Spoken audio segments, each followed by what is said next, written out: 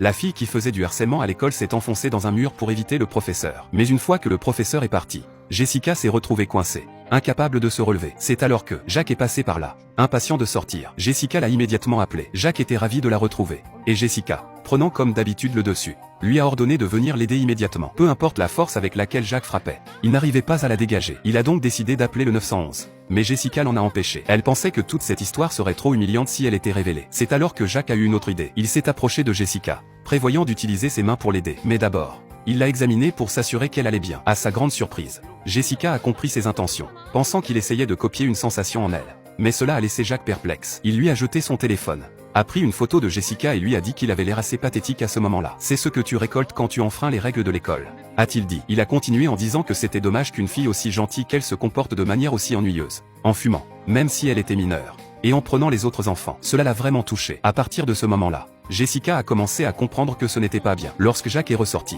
elle a soudainement puisé dans une réserve d'énergie, s'est détachée du mur et l'a suivi. Elle a dit à Jacques qu'elle savait qu'il avait tout gâché et qu'elle était déterminée à étudier sérieusement à partir de maintenant. Jacques était complètement bouleversé. Puis Jessica lui a même demandé s'il voulait être son tuteur. Jacques s'est effondré en entendant cela.